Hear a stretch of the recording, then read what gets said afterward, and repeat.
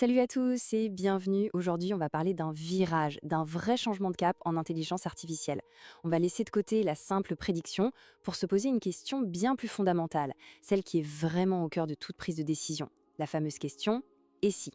On va donc décortiquer ensemble ce qu'on appelle la prédiction sous intervention. Allez, on commence direct avec un paradoxe qui franchement est assez fascinant. Imaginez un modèle d'IA précis à 99%. Impressionnant, non? Eh bien, comment ce modèle quasi parfait peut-il nous amener à prendre la pire décision possible? C'est une question qui pique et qui met le doigt sur la grosse faiblesse du machine learning classique dès qu'on veut l'utiliser pour agir et non plus seulement pour observer le monde. La clé pour comprendre ce paradoxe, elle est juste là, sous nos yeux. D'un côté, on a la prédiction, disons, passive. C'est l'acte de voir. On se demande quel est le risque pour ce patient? Simple observation. Et de l'autre, on a l'intervention active, l'acte de faire. Là, la question change complètement. Ça devient quel serait le risque si on lui donnait ce traitement? Vous voyez la différence? Cette petite nuance entre observer et agir, elle est en fait gigantesque. C'est tout le sujet. Et voilà, c'est exactement pour cette raison que les modèles standards se plantent parfois. Ils sont un peu comme un train sur des rails. Ils sont super forts pour prédire où les rails vont mener, parce qu'ils se basent sur des corrélations, ils voient le chemin tout tracé. Mais ils sont totalement incapables de nous dire ce qui se passerait si on actionnait l'aiguillage pour changer de voie. En gros, ils sont champions de la corrélation, mais pour ce qui est de la causalité, là, il n'y a plus personne. Alors justement, ce passage de voir à faire, ce n'est pas juste un petit détail. Ça a été une vraie révolution conceptuelle. Il a fallu repartir de zéro, ou presque, et inventer de tout nouveaux outils mathématiques pour formaliser ça. Allez, on va faire un petit saut dans le temps pour voir d'où viennent ces idées qui sont en train de redéfinir l'IA aujourd'hui. Ok, donc tout commence vraiment dans les années 80, avec un concept appelé le cadre des potential outcomes, ou résultats potentiels. L'idée est assez géniale en fait. Pour chaque individu, on imagine des futurs parallèles. Un futur pour chaque décision qu'on pourrait prendre. Ensuite, dans les années 90, un nom incontournable, Judea Pearl, arrive et met un grand coup de pied dans la fourmilière. Il développe les modèles graphiques et son fameux do-calculus. Pensez à ça comme une sorte de grammaire mathématique, un langage pour raisonner sur les conséquences de nos actions. Et ça nous amène à aujourd'hui, où l'on est en train de fusionner ces cadres théoriques avec des modèles d'IA ultramodernes, comme les modèles de diffusion, qui peuvent carrément générer des mondes et si complets pour prédire l'effet d'intervention super complexes. C'est assez dingue. Et c'est là qu'est le coup de génie de Pearl, comme le dit très bien Stephen L. Morgan. Il a réussi à traduire ces différences fondamentales en une notation mathématique super claire. D'un côté, on a P de Y par X, c'est la probabilité que Y arrive, sachant qu'on a juste observé X. Et de l'autre, P de Y par do of X, la probabilité que Y arrive si on a forcé X à prendre une certaine valeur. Ce n'est pas la même chose du tout.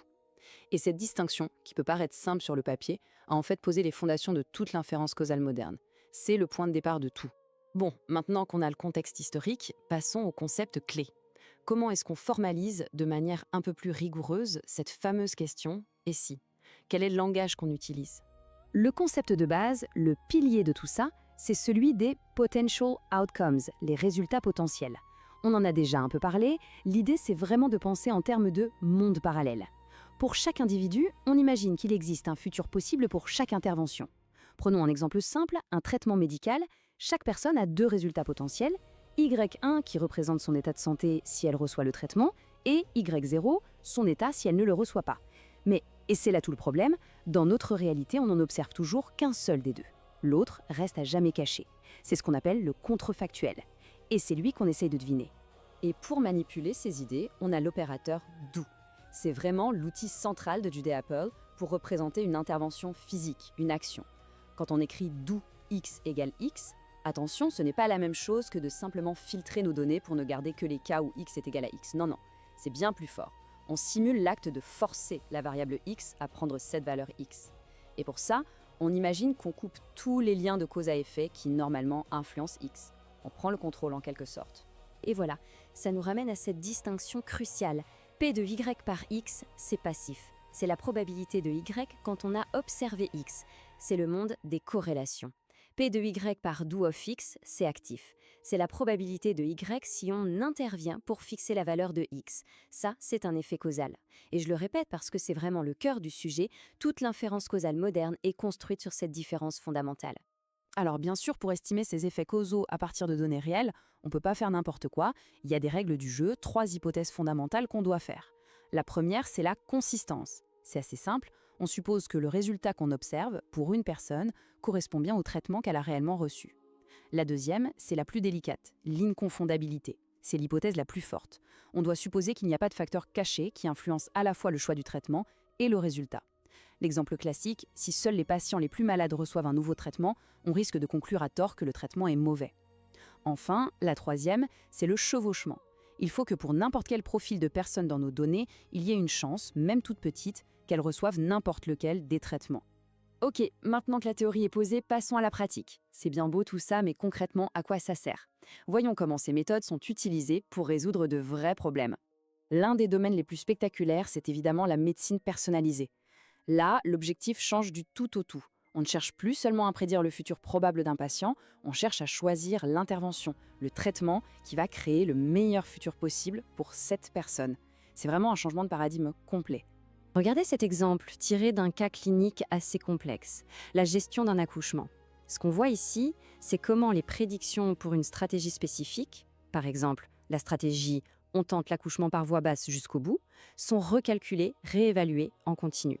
On voit les prédictions au début, puis après 6 heures, puis après 12 heures. À chaque fois, on intègre de nouvelles données. Ça permet de passer d'une décision statique à une prise de décision dynamique qui s'adapte en temps réel à la situation.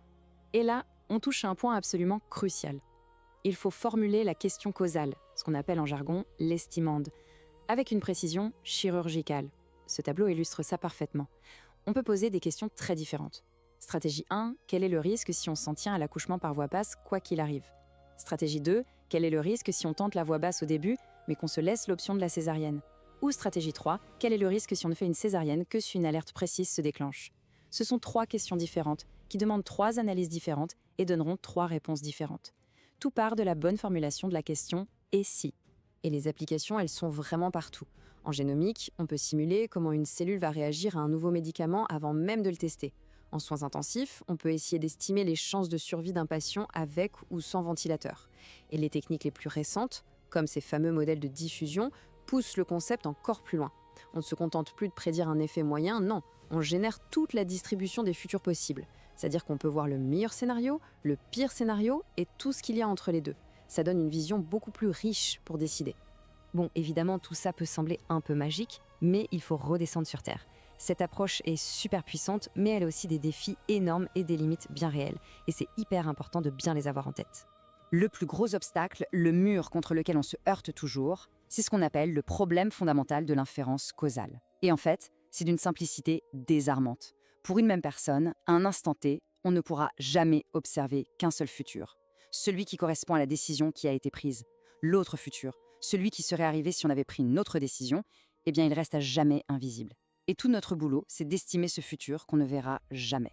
Et donc, les défis techniques sont nombreux. En plus de ce problème fondamental, il y a la question des données. On a besoin de données beaucoup plus riches. Il faut ce qu'on a appelé la positivité. Si dans vos données, un certain type de patient n'a jamais reçu un traitement, vous ne pourrez jamais deviner l'effet de ce traitement sur lui. C'est impossible. Ensuite, dans les situations qui évoluent dans le temps, on a un vrai casse-tête, la confusion temporelle. Une décision prise aujourd'hui influence l'état du patient demain, et cet état de demain va influencer la décision qu'on prendra demain. C'est un sac de nœuds. Et enfin, comment on valide un modèle qui est censé prédire des choses qui ne sont par définition jamais arrivées? Les techniques de validation habituelles ne marchent plus. Alors, au final, que faut-il retenir de tout ça? Pour moi, cette évolution, ce passage de la prédiction pure à l'action raisonnée, c'est vraiment ce qui est en train de dessiner le futur de l'intelligence artificielle. Si on devait résumer en 3 points clés, voilà ce qu'il faut garder en tête. Premièrement, le machine learning standard, ça prédit ce qui est probable d'arriver. L'inférence causale, ça prédit ce qui arriverait si on décidait d'agir. C'est la différence entre être spectateur et être acteur. Deuxièmement, des concepts comme les potential outcomes et des outils comme l'opérateur DO nous donnent enfin une grammaire mathématique pour poser ces questions « et si ». Et enfin, troisièmement, en intégrant ces outils dans l'IA moderne, on est en train de construire de véritables partenaires d'aide à la décision. Et la bonne nouvelle dans tout ça, c'est que ce n'est plus réservé à une poignée de chercheurs. Ces techniques deviennent de plus en plus accessibles.